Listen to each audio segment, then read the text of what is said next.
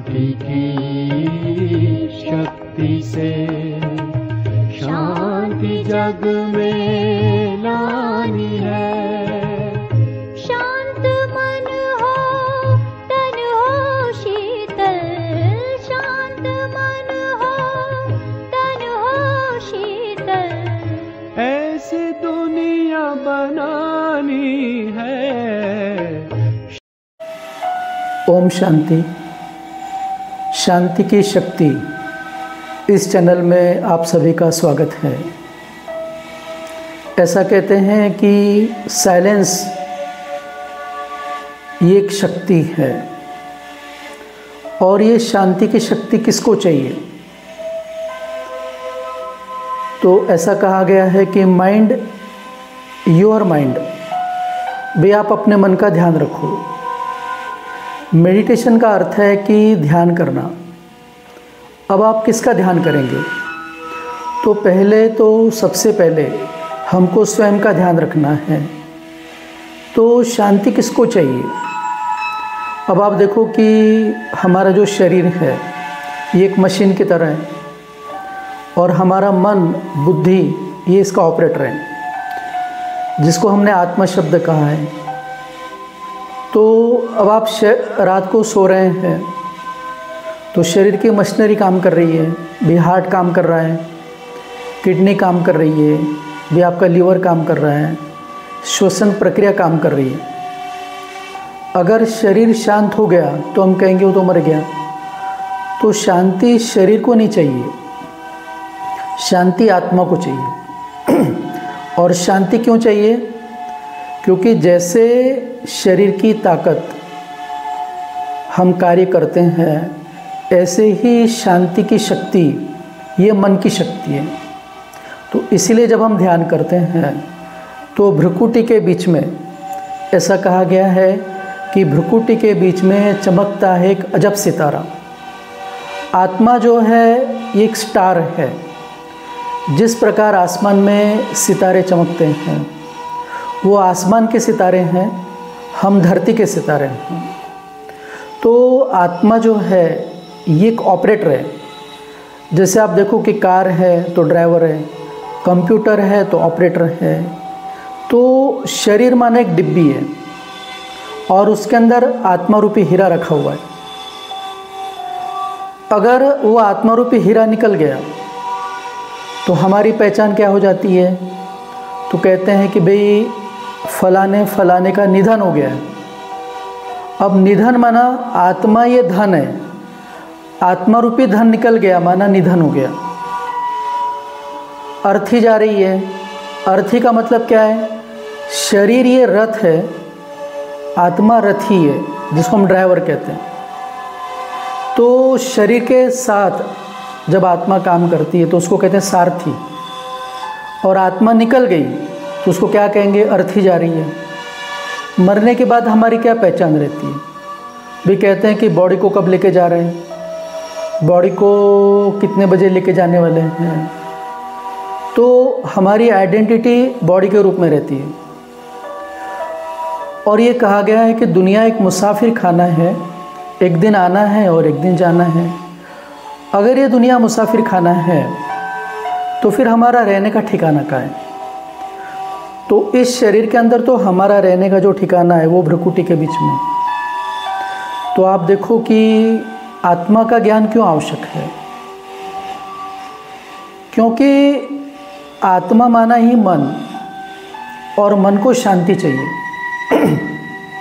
आज हम देखो शब्द यूज़ करते हैं, महात्मा गांधी, महात्मा बुद्ध, फलाना धर्मात्मा है, ये पुण्य आत्मा है, ये पाप आत्मा है, ये देव आत्मा है। पुण्य शरीर नहीं कहते, पाप शरीर नहीं कहते, पुण्य आत्मा कहते। क्यों? क्योंकि शरीर तो एक माध्यम है, कार्य करने वाली आत्मा है। अभी आप देखो कि कार से किसी ने एक्सीडेंट कर दिया तो पनिशमेंट ये कार को नहीं दी जाएंगी, कार को चलाने वाले ड्राइवर को पनिशमेंट दी जाती है।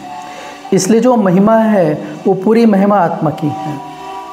और इसीलिए एक कहानी बताते हैं भाई, हमारी जो संस्कृति इसमें कहानियों के द्वारा ज्ञान दिया जाता है। लेकिन वो कहानियों का जब हम मर्म समझते हैं तो ज्ञान हमारे बुद्धि में आता है। एक बार एक राजा शिकार के लिए जा रहा था, तो रानी ने कहा कि मैं तो कुछ कार्य में व्यस्त हूँ, ये राजकुमार को आप अपने साथ ले जाओ। तो राजा घोड़े के ऊपर शिकार खेलने जा रहा था।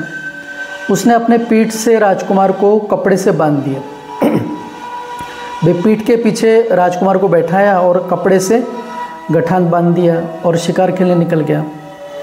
शिकार खेलते खेलते वो इतना मगन हो गया कि उबड़ खाबड़ रास्ते में जंगल में जाते जाते उसके जो कपड़े की जो गांठ थी वो ढीली हो गई और वो बच्चा कब गिर गया राजा को पता ही नहीं चला। कुछ दूर जाने के बाद में जब राजा देखता है कि अरे पीछे तो हल्का लग रहा है, देखता है तो राजकुमार नहीं है, तो राजा जाता है जंगल में, ढूंढता है, कहीं मिलता नहीं। सैनिकों को भेजता है, राजकुमार कहीं मिलता नहीं है। होता क्या है कि वो राजकुमार एक झाड़ियों में गिर जाता है। अब झाड़ियों में गिरने के कारण उसको ज़्यादा चोट तो नहीं लगती, लेकिन वो बहुत ज़ोर ज़ोर से चीखता चिल्लाता है। उधर से रीछ, जिसको हम कहते भालू, उसका एक झुंड आता है। अब वो तो नरभक्षी प्राणी है, परंतु जब वो एक छोटा सा राजकुमार देखते हैं तो उन्होंने छोटा बच्चा कभी देखा नहीं होता है, और जब वो ज़ोर ज़ोर से रो रहा है, चिल्ला रहा है, तो उनको खिलौने जैसा लगता है। वो उसको उठा कर लेके जाते हैं। जितना वो ज़ोर से चिल्लाता है और चिल्लाते हैं। अब धीरे धीरे जो वो लड़का है वो रीछ के झुंड में रम जाता है। अब आप देखो, बच्चे को बोलना सिखाएंगे तो बोलेंगे, जो भाषा सिखाएंगे वो सीखेगा। अब जैसे भालू चिल्ला रहे वैसे वो चिल्ला रहा है, जैसे भालू खा रहे वैसे वो खा रहा, और धीरे धीरे वो भालुओं के साथ में एडजस्ट हो गया। अब उसके शरीर की आकृति तो मनुष्य की बढ़ते जा रही है, लेकिन उसकी जो कृति है ये पूरी भालू जैसी है। 20-21 साल के बाद में एक बार राजा का मंत्री जंगल से गुजर रहा था। उसने देखा कि जो रीछ है उसके झुंड में एक मनुष्य आकृति का व्यक्ति दिख रहा है। भाई शरीर पे कोई कपड़े नहीं है, एकदम गंदा, पूरे बाल बढ़े हुए हैं, और वो आश्चर्यचकित हो गया कि भाई ये भालुओं के झुंड में ये मनुष्य आकृति का व्यक्ति कैसे। तो उसने सैनिकों को बुलाया और वो भालुओं से वो व्यक्ति को छुड़ाया, और जब देखता है तो उसके हाथ के ऊपर राजघराने का निशान दिखा। तो मंत्री समझ गया कि ये तो वही राजकुमार है जो आज से 22-23 साल पहले गुम हो गया है। जब राजा के पास उसको लेकर जाते हैं तो राजा उसको देखकर इतना दुखी हो जाता है कि इससे तो अच्छा ये मर जाता तो अच्छा होता था, इसकी कितनी बुरी गति हो गई। लेकिन वो राजकुमार को कोई पहचान ही नहीं कि मैं कौन, तो राजा क्या रहता है, वो तो पशु जैसा हो गया था।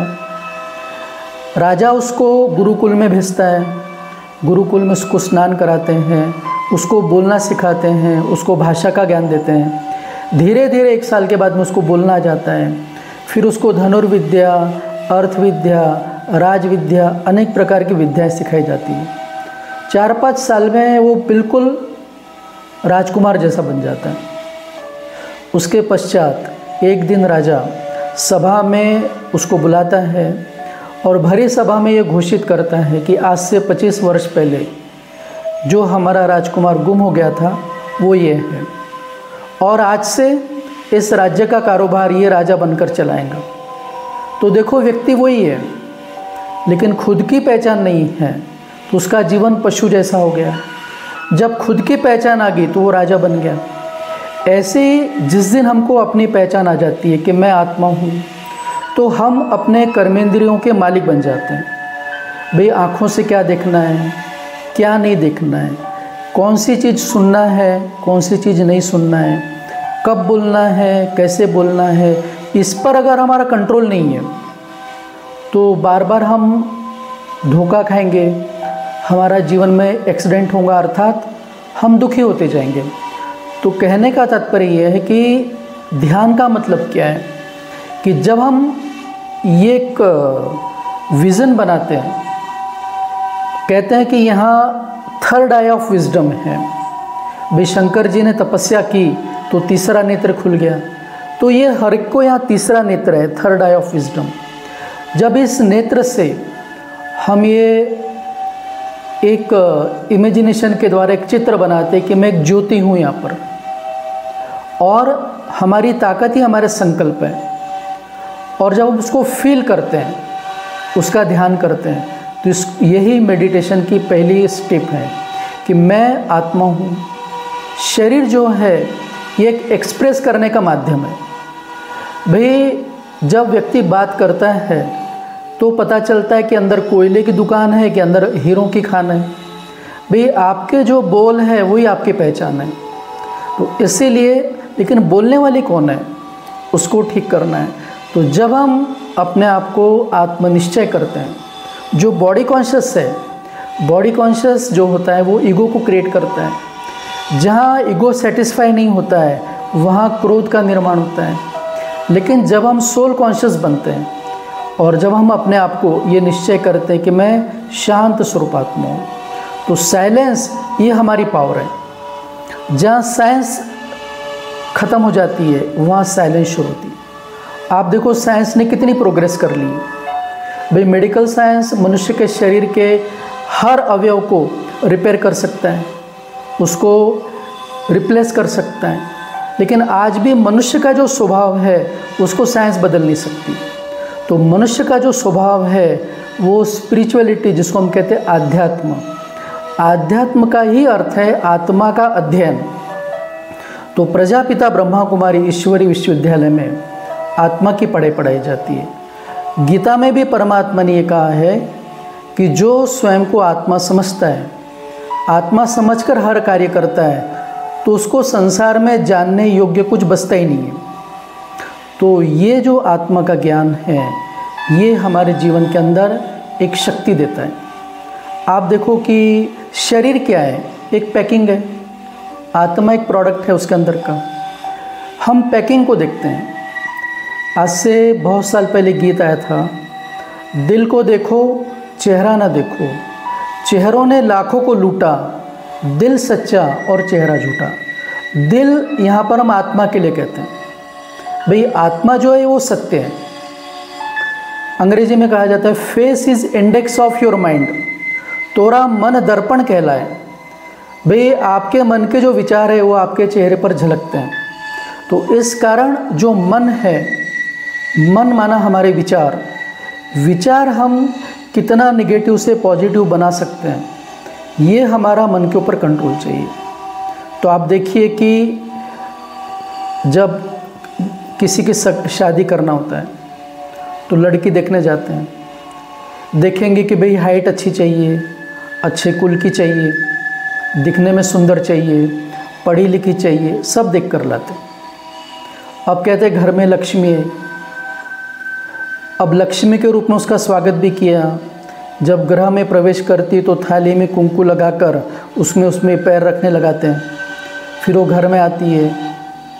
कुछ समय के पश्चात अब वो सुबह लेट उठ रही है। भाई घर में उठने के बाद में आंगन साफ करना, आंगन में पानी छिड़कना, रंगोली निकालना, दिया जलाना, ये सब उसमें उसको इंटरेस्ट नहीं है। भाई खाना बनाने के लिए बोलेंगे तो बोलेंगे नहीं मैं तो अब खाना नहीं बनाऊंगी। तो कहने का तात्पर्य ये है कि हमने तो सब देख कर लाया था, लेकिन अंदर क्या है, आत्मा क्या है, इसको हम पहचान नहीं सकते।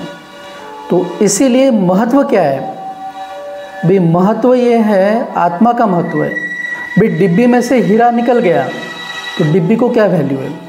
इसीलिए आत्मा जो है ये हमारे जीवन का महत्वपूर्ण भाग है। अब हम आत्मा के लिए क्या करना है हमको ये पता ही नहीं है। तो आप देखो कि जैसे सप्ताह में 7 दिन रहते हैं, इंद्रधनुष में 7 रंग रहते हैं, संगीत में 7 स्वर रहते हैं। आत्मा ये सतोगुणी है। जिस प्रकार शरीर को भोजन व्यायाम चाहिए, ऐसे आत्मा की पहली आवश्यकता है उसको ज्ञान चाहिए कि मुझे कैसा सोचना है। जिन लोगों के साथ हम रह रहे हैं उनके स्वभाव का ज्ञान चाहिए कि बिना संघर्ष से शांति से उनके साथ हम कैसे रह सकते हैं। ज्ञान का मतलब ये नहीं है कि भाई हम पोथी पढ़ रहे हैं, कोई और किताबें पढ़ रहे हैं, लेकिन हमारे व्यवहार में अंतर नहीं आ रहा है। ज्ञान का मतलब ये है कि हम जिनके साथ में रह रहे हैं, बार बार जिनके हम संपर्क में आते हैं, उनके स्वभाव का हमको ज्ञान होना चाहिए और उनसे हमारा जो टकराव है ये कम से कम हो। तो आत्मा को सबसे पहले चाहिए ज्ञान। ज्ञान के बाद में आत्मा के अंदर आती है शांति। भी जैसे भोजन खाए तो तृप्त हो जाते हैं। जब आत्मा को विचारों का ज्ञान मिलता है, कर्मों का ज्ञान मिलता है, तो आत्मा एकदम साइलेंस में आ जाती है। उसके बाद में आत्मा के अंदर आती है शक्ति, सहन करने की शक्ति, बड़े बात को छोटा करने की शक्ति, डिसीजन पावर आती है, परखने की शक्ति आती है। और जहाँ शक्ति आती है वहाँ पर प्यूरिटी आती है। प्यूरिटी का मतलब क्या है? प्यूरिटी का मतलब है पवित्रता। भाई एक पतिव्रता नारी अपने पति के सिवाय पर पुरुष के ऊपर प्रभावित हो जाती है तो उसको इम्प्यूरिटी कहा जाता है। ये किसी भी पत्नी को मंजूर नहीं होगा कि उसका पति किसी पराई नारी के ऊपर प्रभावित हो। उसी प्रकार पत्नी जो है वो अपने पति के सिवाय और किसी के ऊपर प्रभावित नहीं होती। इसको कहते हैं प्यूरिटी। जहाँ प्यूरिटी है वहाँ पर प्रेम है, जहाँ प्रेम है वहाँ पर सुख है, जहाँ सुख है वहाँ पर आनंद है। अब ये आनंद की प्राप्ति के लिए लोगों ने घर बार छोड़ दिया। बड़े बड़े राजा महाराजाओं ने अपने राज्य का त्याग किया पुराने काल के अंदर और फिर अपना नाम रख दिया अखंडानंद, स्वरूपानंद। तो अपने नाम के पीछे आनंद लगा दिया। तो आनंद, ब्लिस, ये आत्मा की स्टेज है। उसके लिए ये 7 गुण आत्मा में होना आवश्यक है। तो कहने का तात्पर्य ये है कि हमको ये पता रहना चाहिए कि मैं शरीर नहीं हूँ, मैं आत्मा हूँ।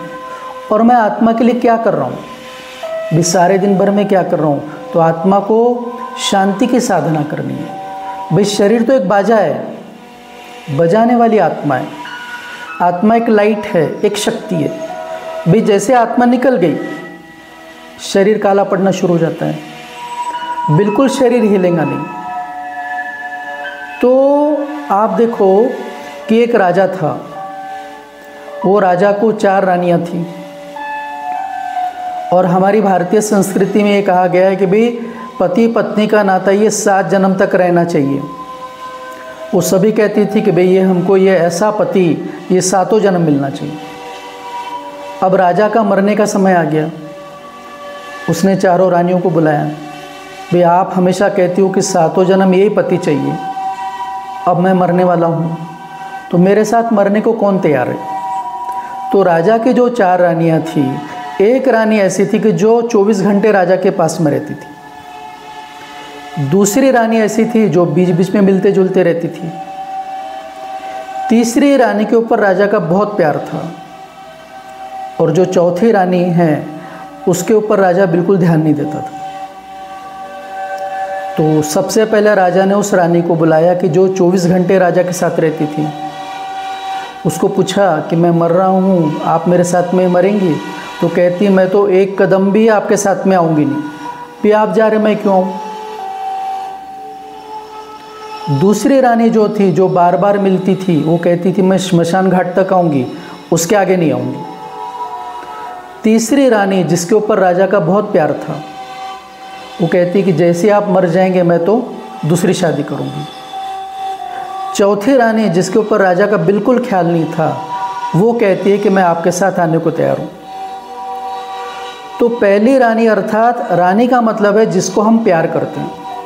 आप देखो बस रहती है जो रात को एक स्थान से दूसरे स्थान पर पहुंचा देती है, उसको कहते हैं रात रानी। एक फूल रहता है वो रात में खुशबू देता है, उसको कहते हैं रात रानी का खुशबू।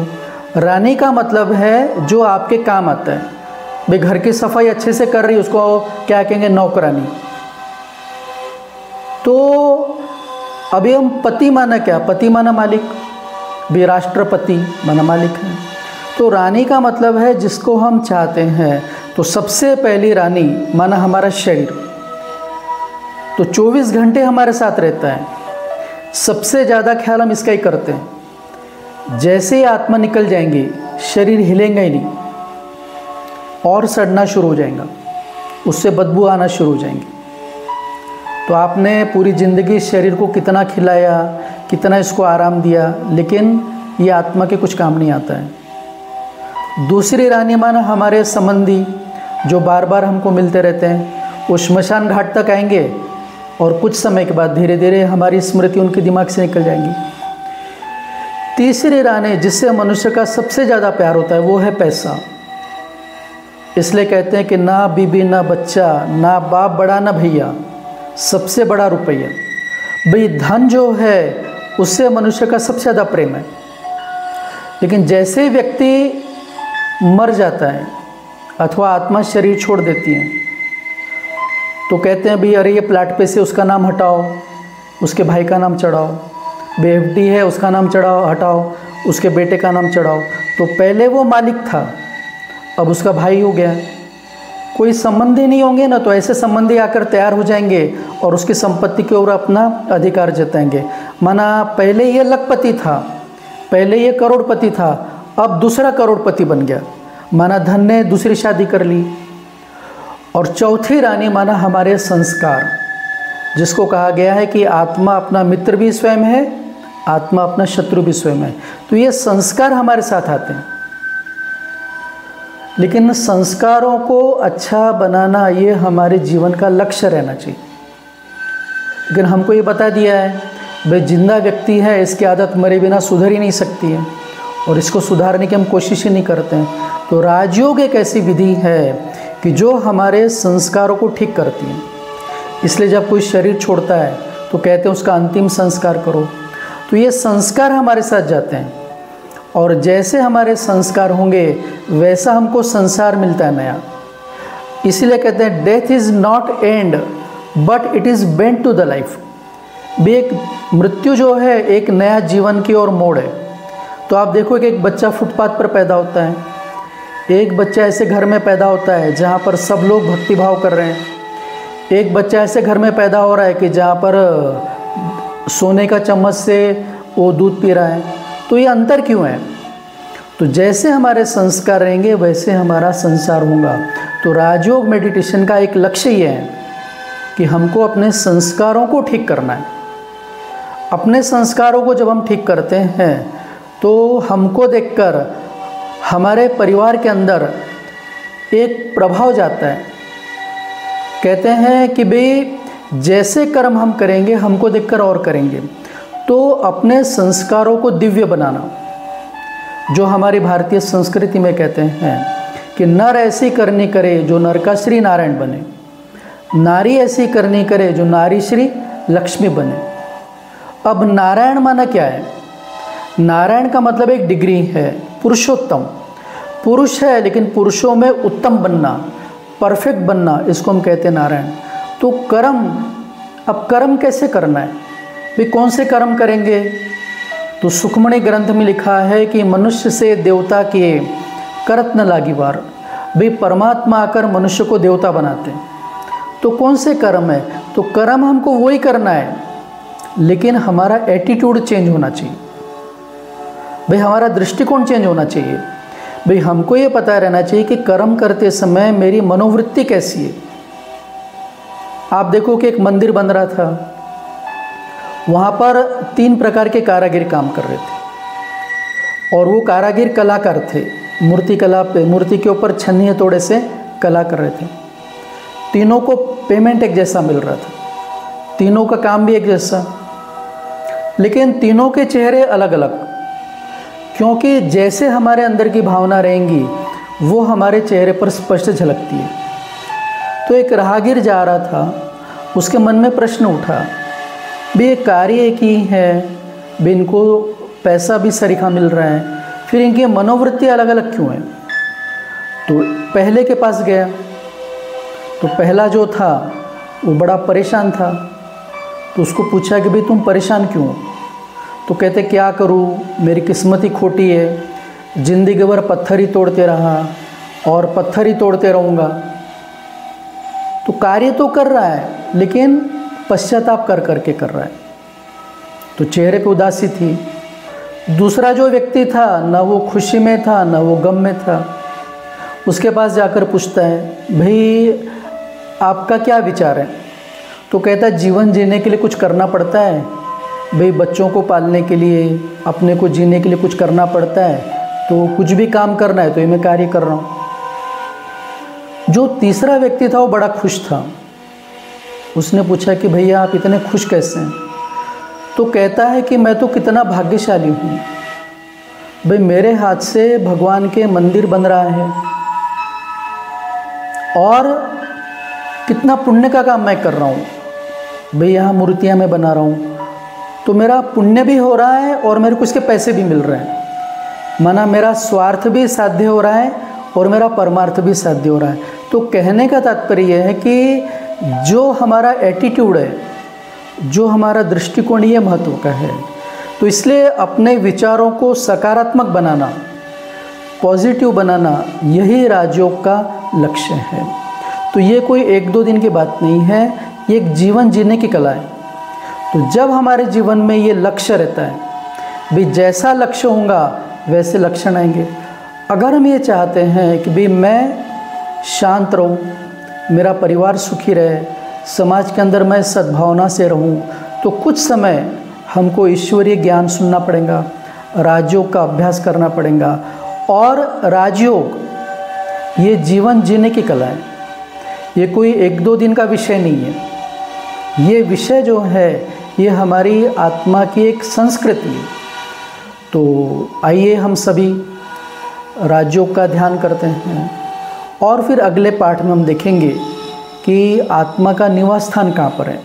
इस शरीर से निकलने के बाद आत्मा कहाँ जाती है, इसके बारे में अगली बार देखेंगे। ओम शांति।